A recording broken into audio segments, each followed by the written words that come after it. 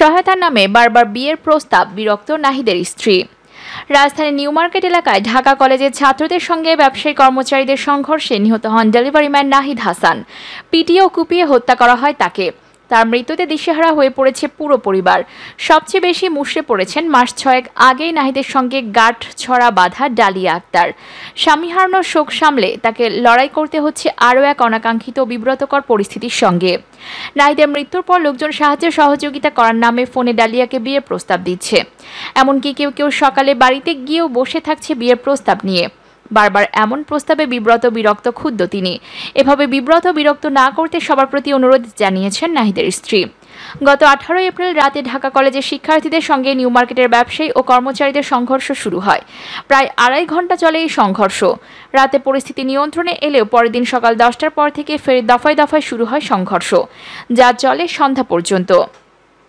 এই সংঘর্ষে আহত হয়ে চিকিৎসাধীন অবস্থায় মারা যান নাহিদ হাসান। তার মৃত্যুর পর প্রথম ঈদ কেমন যাচ্ছে মা স্ত্রী স্বজনদের, তা জানতে জাগো নিউজ হাজির হয় রাজধানীর কামরাঙ্গীর চরে নাহিদের বাসায়। সেখানে নিজের শোক, দুঃখ আর ক্ষোভের কথা জানান ডালিয়া আক্তার। ডালিয়াদের বাড়ি টাঙ্গাইলে, তার বাবা সেখানেই থাকেন। 8ম শ্রেণী পর্যন্ত পড়াশোনা করা ডালিয়া থাকতেন কামরাঙ্গীর চরের কামরুল ইসলাম কমিউনিটি সেন্টারের গলিতে নানির বাসায়। এখানে নাহিদের সঙ্গে প্রেমের সম্পর্ক তৈরি হয় তার। সম্পর্কটি চিরস্থায়ী করতে 6 মাস আগে তারা বিয়ে করেন। সুখেই কাটছিল যুগলবন্দির দিন।